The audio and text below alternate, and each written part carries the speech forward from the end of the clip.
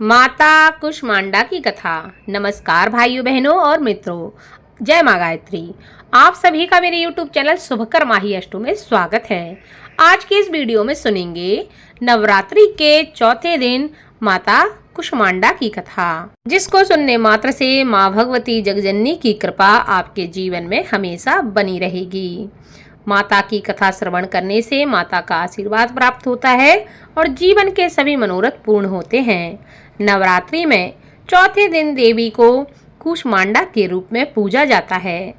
अपनी मंद हल्की हंसी के द्वारा अंड यानी ब्रह्मांड को उत्पन्न करने के कारण इस देवी को कुष्मांडा नाम से अभिहित किया गया है।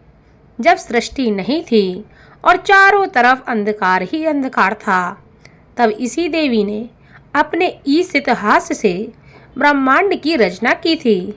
इसीलिए इसे सृष्टि की आदि स्वरूपा या आदि शक्ति कहा गया है।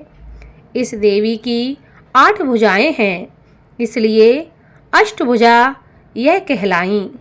इनके 7 हाथों में क्रमशः कमंडल, धनुष, बाण, कमल, पुष्प, अमृतपूर्ण कलश, चक्र तथा गदा है। 8वें हाथ में सभी सिद्धियों और निधियों को देने वाली जप की माला है।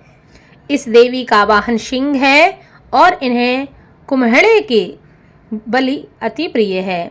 संस्कृति में कुम्हड़े को कुष्मांड कहते हैं, इसलिए इस देवी को कुष्मांडा कहा गया है।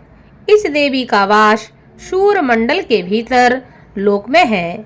शूर लोक में रहने की शक्ति क्षमता केवल इन्हीं देवी में है।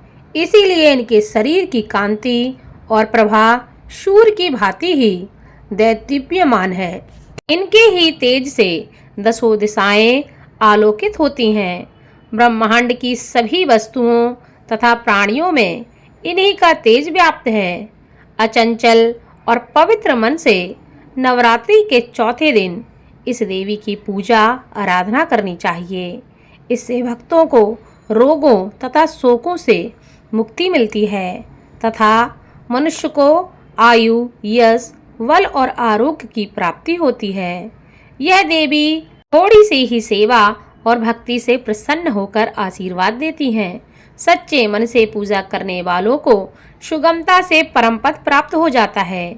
विधि विधान से पूजा करने पर भक्त को कम समय में ही कृपा का सूक्ष्म भाव अनुभव होने लगता है। ये देवी आधियों व्याधियों से मुक्त करती हैं और उसे सुख समृद्धि और उन्नति प्रदान करती हैं। अंततः इस देवी की उपासना में भक्तों को सदैव तत्पर रहना चाहिए। जो भी मनुष्य इनकी सेवा में तत्पर रहते हैं, उनके जीवन के सभी मनोरथ स्वतः ही पूर्ण हो जाते हैं। कोई कृपा प्राप्ति के लिए, उन्हें प्रसन्न करने के लिए आप माँ की इस प्रकार स्तुति भी कर सकते हैं। कुष्मांडा जय जग सुखदानी, मुझ पर दया करो महारानी। पिंगला ज्वाला मुखी निराली, साकंबरी माँ भोली भाली। लाखों नाम निराले तेरे, भक्त कई मतवाले तेरे। भीमा पर्वत पर है डेरा, स्वीकारो प्रणाम ये मेरा। सबकी सुनती हो जगदम्बे, सुख पहुँचाती हो माँ अम्बे। तेरे दर्शन का मैं प्यासा, पूर्ण करो मेरी माँ आशा। माँ के मन में ममता भारी, क्यों ना सुनोगी अर्ज हमारी। तेरे दर पर किया है डेरा, दूर करो माँ संकट मेरा।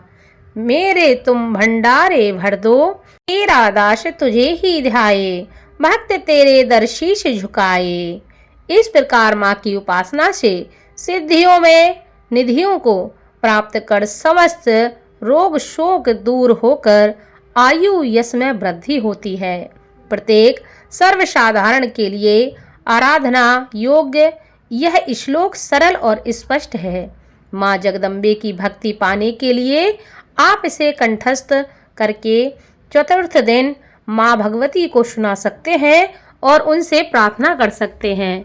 ऐसा करने से माँ की कृपा आप पर अवश्य होगी।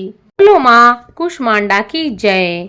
इस कथा को आप ज़्यादा से ज़्यादा शेयर करें ताकि आपके साथ साथ आपके अपने भी इस कथा का लाभ ले सकें और माँ भगवती की कृपा आपके साथ आपके घर परिवार पर हमेशा बनी रहे।